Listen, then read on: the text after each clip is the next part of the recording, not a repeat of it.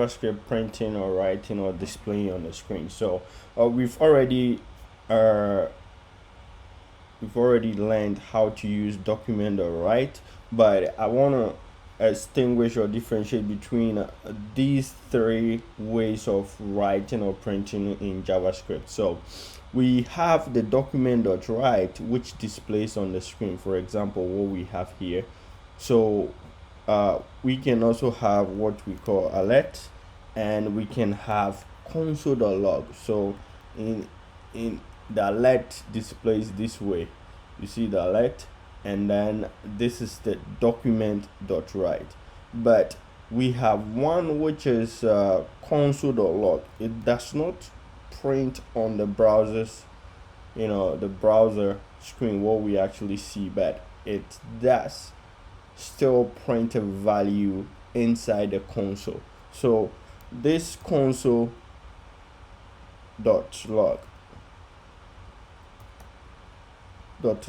will always show here in the console here, but the document.write will show on the screen. The alert will show a pop-up box when you load this. So let me load this. We have this one, which is alert. The alert is printing out inside a pop-up. So this page says John Mike. Then I click OK. Then with the document.write, which is this one, it prints on the browser page. Then we have the console.log showing right in the console, which is showing the false here. So this is the three ways of which we write, print, or display in JavaScript. But let's see if we have an HTML where we want the JavaScript to display inside a tag of an HTML. So for example, let's say we have, let me clean this. Let's say we have an HTML tag. Let's use a p tag, for example. So the p tag is simply paragraph. So we have one p tag here, and then we have another p tag here, but we want our display from the JavaScript. This display in the p tag should take its content from the JavaScript. So we need to assign an ID to this, and then with the JavaScript itself. So this will be simply writing into what? HTML element. So writing on browser using HTML element. So the p tag is a HTML element. Okay, so let's first see how we can do that. First, we need to have the document.get, and this one will help us. This one will help us with our document.get element.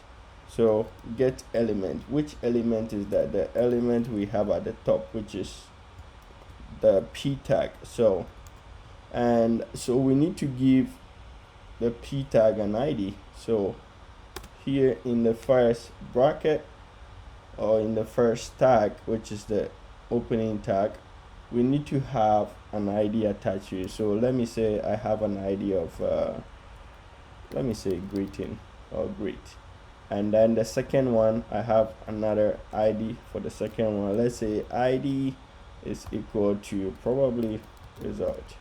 Yes. So this document.get element by ID will get this ID, and then it will pass a value inside this element.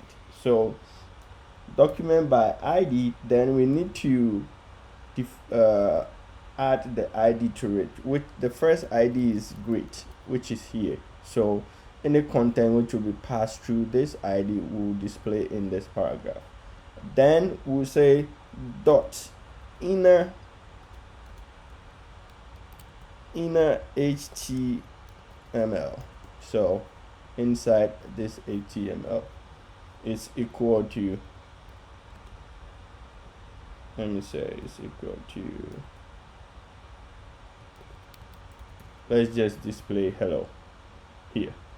Then let's look at the next one. The next one we can say, let's do a little bit of mathematics here. Let's using the let variable, and then the variable is x, and x is equal to any number of your choice. So let's say 20. Then I have another variable which have let's say a, and a is equal to, let's say, a 40, right?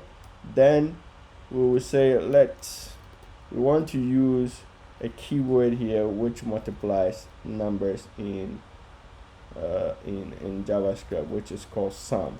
So, but I mean, this is a variable, so I mean the variable is just in a value. It doesn't really have to be sum or something. I can call it plus, it doesn't matter. Then I will assign the logic to it, which is x, which is this variable, plus this variable a, and then it will give me that logic I was talking about. So here can be any value. The first I was using sum, so you think it's a keyword, no, but I mean you can change this here.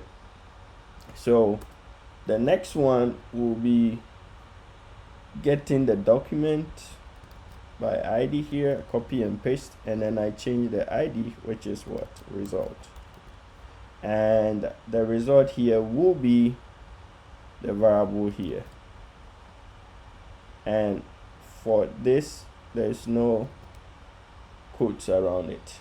Then I save. So when I go to the screen and I reload, let me see, results, get element,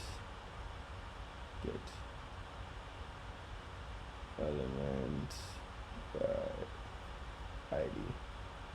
Okay, get element by ID,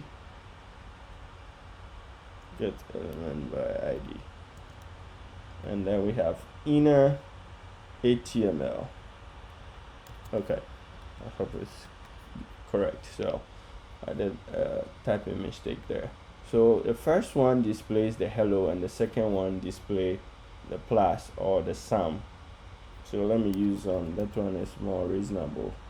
So sum variable here, then it displays the sum for this.